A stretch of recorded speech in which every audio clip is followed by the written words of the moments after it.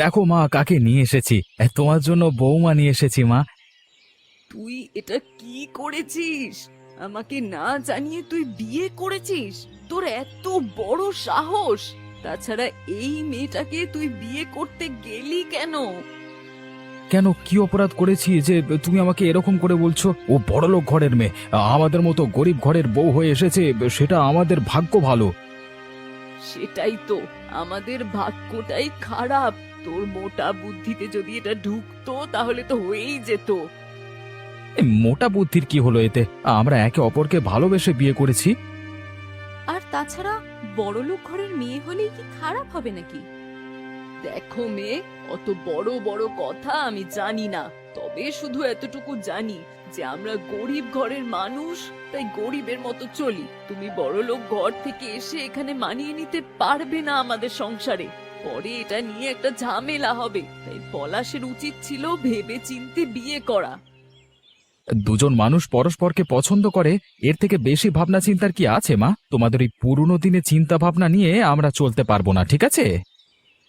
সে তুই আমাকে যা খুশি বল, কিন্তু কাজটা তুই মোটেই ঠিক করিসনি, এটা আমি তোকে স্পষ্ট বলে দিলাম।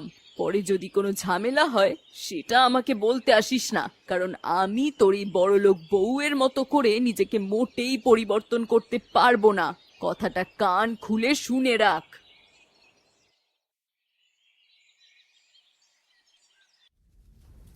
আমি জানতাম তো, আমি জানতাম ঠিক এমনটাই হবে। আমাদের ঘরে কাজবাজ না করে ওই বড়লোক ঘরের মতো বসে থাকলে চলবে না পায়ের ওপর পা তুলে। আমি কি পায়ের ওপর পা তুলে বসে আছি বলে আপনার মনে হয়? সকাল থেকে তুমি কোন কাজটা করেছো শুনি? বিয়ে হওয়ার পরে বউয়ের কর্তব্য হচ্ছে শাশুড়ির কাজের দায়িত্বটা একটু কম করা। এই বুড়ো বয়সে আমি খেটে খেটে মরবো আর তুমি মজা নেবে? এটা তো হতে পারে না। আমার বাপের বাড়িতে আমার এত কাজ করার অভ্যাস ছিল না, আমি না হয় ধীরে ধীরে শিখে নেব। তাহলে পলাশের উচিত ছিল এমন একটা মেয়েকে বিয়ে করে আনা যার অন্তত কাজ বাজ করার অভ্যাস আছে বা ইচ্ছা আছে। শুনে রাখো মেয়ে, ইচ্ছা থাকলে সব কিছু শিখে নেওয়া যায়। তোমার মধ্যে তো ইচ্ছেটাই নেই। দেখুন, আমাকে বড় লোক বলে একদম খোঁটা দেবেন না, এসব কিন্তু আমার শুনতে ভালো লাগে না।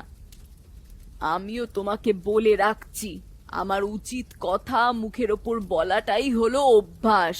তোমার যদি উচিত কথা শোনার অভ্যাস না থাকে তাহলে সেটাই আমি কি করতে পারি? শুনুন, আপনার কথা নিয়ে আপনি থাকুন, আর আমাকে একটু আমার মতো করে থাকতে দিন।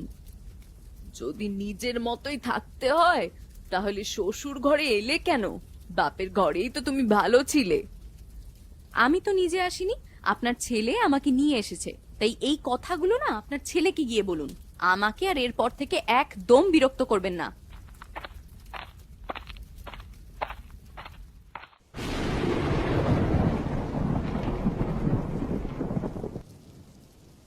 শুনুন, সকালবেলা ওই কথাগুলো শুনিয়ে মোটেই ভালো করেননি আপনি।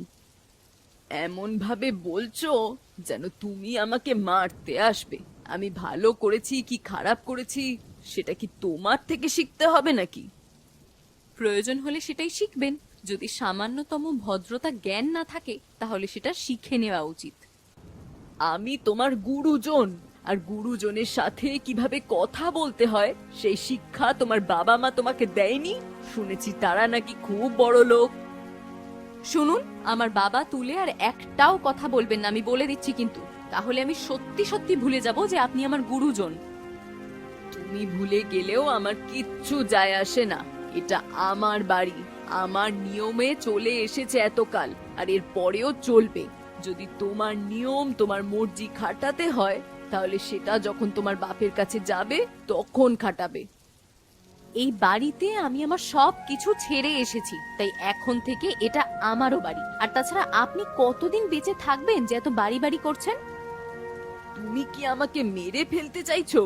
ওগো, কে কোথায় আছো একটু শুনে যাও। এই দুদিনের মেয়েটা আমার কাছে নতুন এসে আমাকে মেরে ফেলতে চাইছে আমারই বাড়িতে। শুনুন, আমার কথাগুলো বলার কিন্তু কোনো কারণ ছিল না ওটা।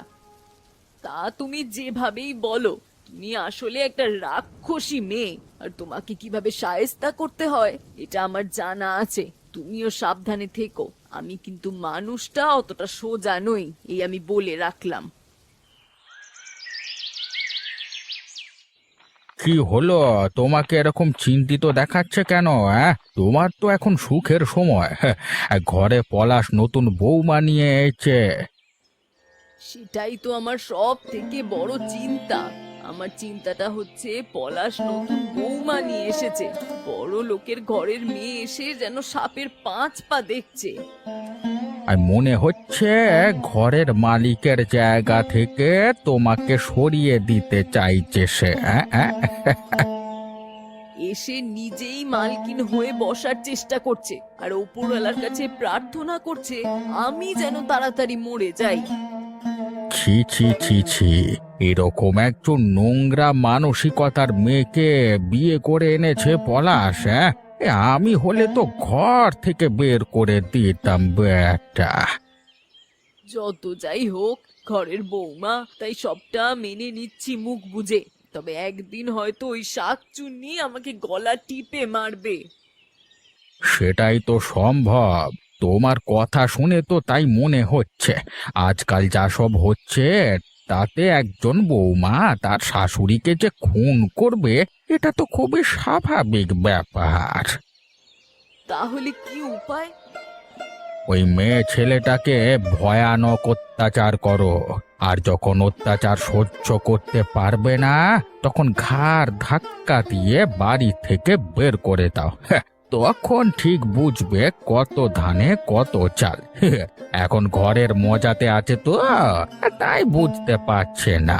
একবার ঘর থেকে লাথি মেরে তাড়ালে তখন ঠিক লাইনে আসবে বেটি। ঠিক বলেছ, এবার আমি তাই করব।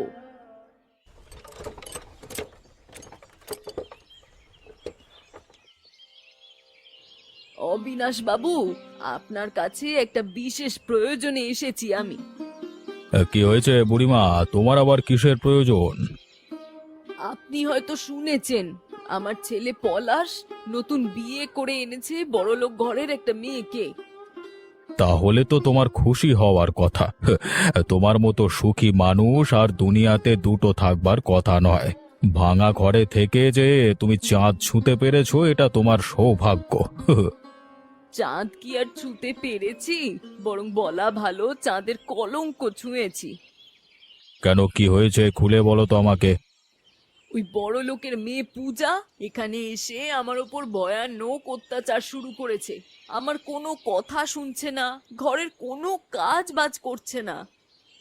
তা তুমি কাজ করতে বলছো না? আমার কথা শুনলে তবে তো। সেই মেয়ের ভয়ানক দেমাগ, আমার কোনো কথাই শোনে না। উল্টেই দুদিনে বাড়িতে এসে আমাকে মারতে অব্দি এসেছে। চোখ রাঙিয়ে ভয় দেখায় যেন আমাকে সরিয়ে ও এই বাড়ির মালকিন হয়ে উঠতে চায়।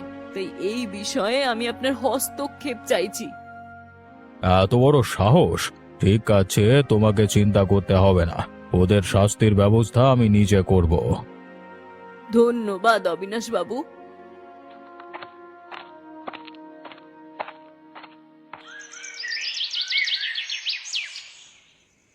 বাবা, একটা কথা ছিল।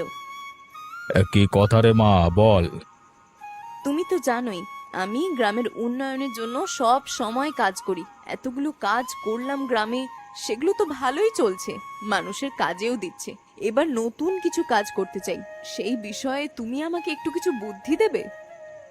মানুষের জীবনের সমস্যা সমাধান করাই আসল কাজ রে মা। এই দেখ না, এখন যেমন কি বাবা, এখন কি? সকালবেলায় বুড়িমা এসেছিল ওর বউয়ের নামে নালিশ করতে। পলাশ ওই বড় লোকের ঘরের মেয়েকে বিয়ে করে এনেছে, আর সেই বউ এসে নাকি পলাশের সাথে জোট বেঁধে ওর মায়ের উপর ভয়ানক অত্যাচার করছে। তা বুড়ি অতিষ্ঠ হয়ে প্রাণের দায়ে আমার কাছে সাহায্য চেয়েছে। তা তুমি কি বললে বাবা? বললাম একটা বিহিত করব। কি করবে, কিছু কি ভেবেছো? ভাবছি পলাশকে ডেকে বেশ করে শুনিয়ে দেব, সাবধান করে দেব যে বউকে পেয়ে যেন মাকে না কষ্ট দেয়, তাহলে এই গ্রামে ওর জায়গা হবে না।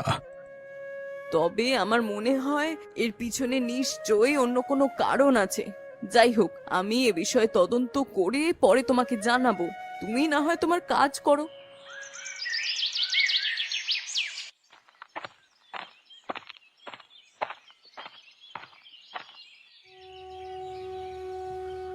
বাবু, বাধ্য হয়ে আপনার কাছে এলাম একটা বিষয় নিয়ে। কি বিষয় হরিপদ বাবু? হঠাৎ করে আপনার আমাকে মনে পড়লো যে গ্রামে যেভাবে যেসব কাণ্ড হচ্ছে করছে, তাতে তো আর চুপ করে থাকা যায় না। সেটাই তো বলছি হরিপদ বাবু, আমাকে খুলে বলুন সবটা। যদি আমাকে খুলে নাই বলেন তাহলে আমি বুঝবো কি করে। ব্যাপারটা হচ্ছে যে ওই বুড়িমার বাড়িতে পলাশ আর পূজা দুজনে মিলে বুড়িমার ওপরে অকথ্য অত্যাচার করছে, মারধর করছে এবং বাড়ি থেকে বের করে দেওয়া অথবা মেরে ফেলবার হুমকি দিচ্ছে। এর জন্য আমি আপনার কাছ থেকে আপনার কাছে ওদের শাস্তি প্রার্থনা করছি বাবু। জল যে এত দূর গড়িয়েছে তা তো আমি জানতাম না। আমাকে বলেছিল বটে, তবে এত দূর হয়ে গেছে আমি জানতাম না তো। এখন যদি আটকানো না যায় তাহলে কিন্তু একটা বড় সড় অঘটন ঘটে যাবে, আর সেটার দায় নিতে হবে মোড়ল হিসেবে আপনাকেই। না না, আমি অবশ্যই একটা বিহিত করব। কি বিহিত করবেন শুনি? পরিষ্কার ওই পলাশকে ডেকে বলে দেব গ্রাম থেকে বেরিয়ে যেতে। যদি না সে নিজেকে শুধরে নেয় তাহলে তার এই গ্রামে থাকা চলবে না, কারণ আমি আমার গ্রামে কোনো রকম অনাচার মেনে নেব না। বেশ কথা, আপনি তাই করুন যত তাড়াতাড়ি সম্ভব।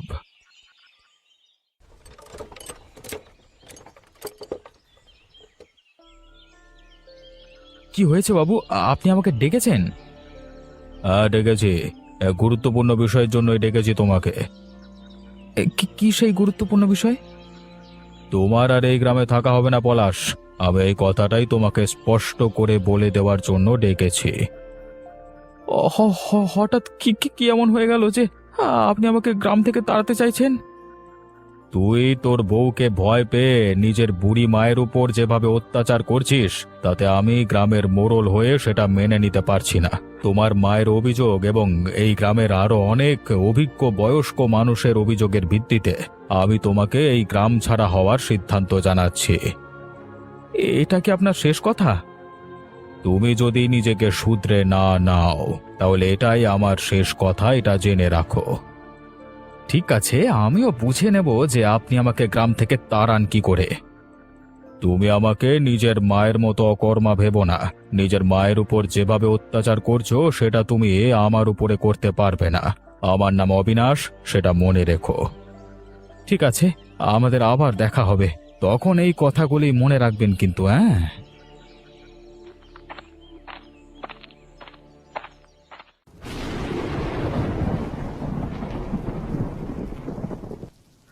বলি ন্যাকামো হচ্ছে নাকি? হ্যাঁ, এই বাড়িতে যত রাজ্যে ন্যাকাচণ্ডীতে জন্ম হয়েছে সব কটা ন্যাকামো একেবারে বার করে দেব আমি।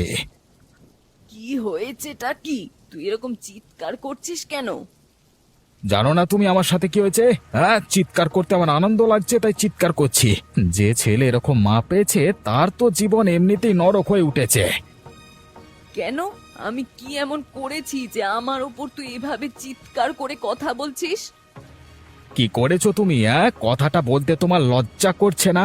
অবিনাশ বাবুর কাছে গিয়ে আমার নামে চুগলি করে এসেছো যাতে আমি এই গ্রাম ছেড়ে চলে যেতে পারি, আর এখন ন্যাকা সাহায্য আমার কাছে। এখন বুঝলাম যে শত্রু বাইরে থাকে না, ঘরেই থাকে। আমার ওপর তোরা অত্যাচার করছিস, তাই আমি অবিনাশ বাবুকে জানিয়েছি। আমার ভাবতেও লজ্জা লাগে যে তুমি আমাকে জন্ম দিয়েছিলে। সত্যি বলছি, এই পৃথিবীতে স্বার্থ ছাড়া কেউ কারণ নয়। সেটা মা হলেও শুধুমাত্র স্বার্থ বোঝে, যত সব। তোর কাছে ভালো হওয়ার জন্য আমাকে কি তোর বউয়ের কাছে রোজ মুখ ঝামটা সহ্য করতে হবে নাকি? ওর সাথে যদি কিছু হয়ে থাকে সেটা আমি বুঝবো। তুমি অবিনাশ বাবুকে কেন বলেছো? আর শোনো, যদি বলি থাকো তাহলে আমি এখন থেকে আর তোমাকে মানি না। আমার যা ইচ্ছে হয় আমি আমার বউকে নিয়ে তাই করব। তুমি আর কোনো কিছুতে বাধা দিতে পারবে না, জেনে রাখো। তুই তোর কথাটা বলে দিয়েছিস, ব্যাস এবার এটা জেনে রাখ। আমার কোনো কাজে যদি বাধা দেয় তাহলে আমার যেটা মন চাইবে আমি সেইটাই করব।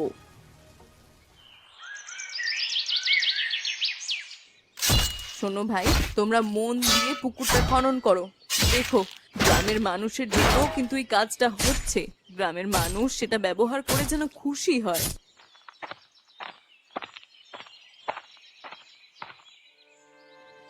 লতা, তুমি যা ইচ্ছে তাই করবে নাকি গ্রামে? আমি তো যা ইচ্ছে তাই করছি না হরিপদ বাবু। আমি গ্রামের মানুষদের উন্নয়নের স্বার্থে একটা পুকুর খনন করছি। তোমাকে এই পুকুর খনন করানোর অধিকার কে দিয়েছে? মানুষের ভালো করার জন্য কারো কাছ থেকে কোনো জ্ঞান নেওয়ার প্রয়োজন পড়ে না। যদি কখনো পড়ে তাহলে আপনাকে আমি ডেকে নেব, আপনি এখন আসতে পারেন। দেখো, কাজটা ভালো হবে না। আমাকে রাগিও না বলছি, কিন্তু আমার মতো মানুষ যা ইচ্ছে তাই করতে পারে। যে সংসারে আগুন লাগাতে পারে সেই আগুনে একটা জলজ্যান্ত মানুষকে পুড়িয়ে মারতে পারে। আপনি কি আমাকে ভয় দেখাচ্ছেন হরিপদ বাবু? ভয় পেয়ে গেলে বেঁচে যাবে। যদি ওপরওয়ালার দেওয়া প্রাণটা প্রিয় হয়, তাহলে এখানে পুকুর খননের কাজ বন্ধ করে বাড়ি ফিরে যাও। বাড়ির মেয়ে বাড়ি ফিরে গেলে বাড়ির লোক খুশি হবে। এতদিনে আমি আপনার আসল পরিচয়টা জানতে পারলাম। এবার আপনিও প্রস্তুত হয়ে থাকুন, আপনি দেখবেন আমি কি কি করতে পারি।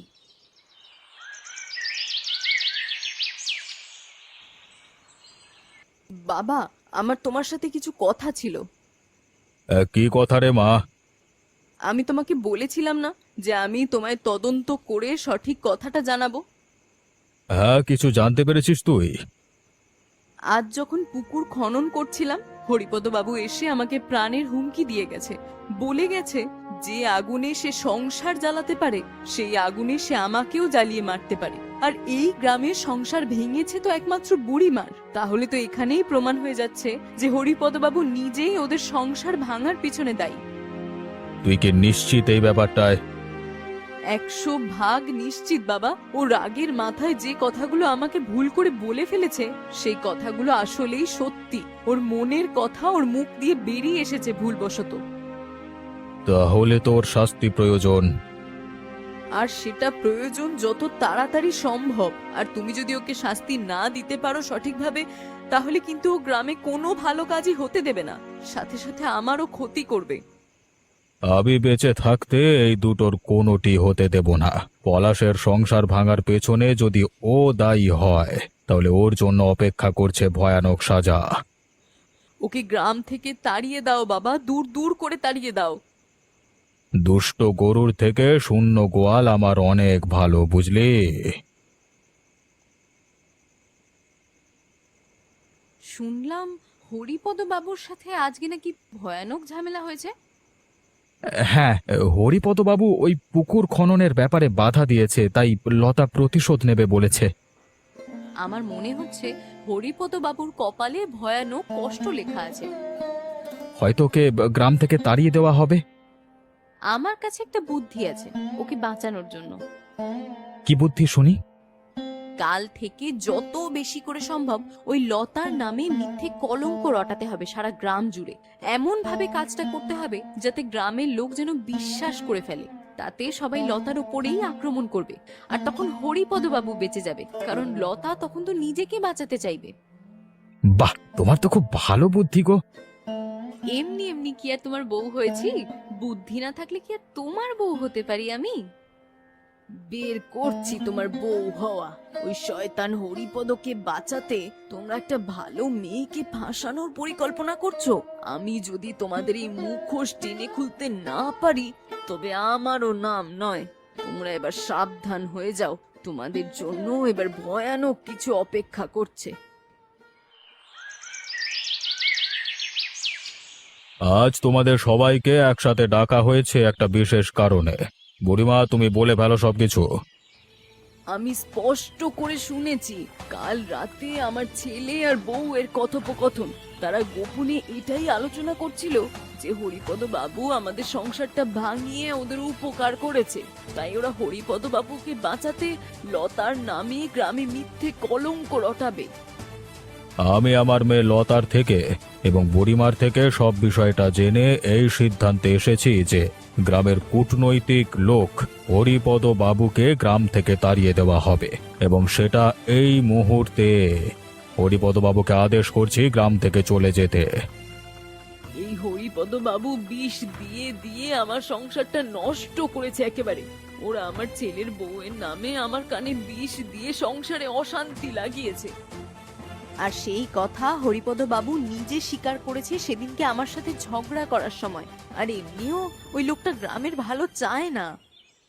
সেই জন্য হরিপদ বাবু এই মুহূর্তে গ্রাম থেকে বেরিয়ে যাবে এবং পলাশ ও লতাকে শেষবারের মতো সাবধান করে দিচ্ছি। এরপর যদি তারা নিজেদের শুধরে না নেয় তাহলে তাদেরকেও এই গ্রাম থেকে দূর দূর করে তাড়িয়ে দেওয়া হবে। আমরা নিজেদের ভুল বুঝতে পেরেছি বাবু, আমাকে ক্ষমা করে দিন। আমরা এবার থেকে মাকে আদর যত্নে রেখে মন দিয়ে সংসার করব, কথা দিচ্ছি। আমাকেও ক্ষমা করবেন অবিনাশ বাবু। আমি এবার থেকে আমার শাশুড়ি মাকে সম্মান করব আর আমি তার সব কথা শুনে চলবো।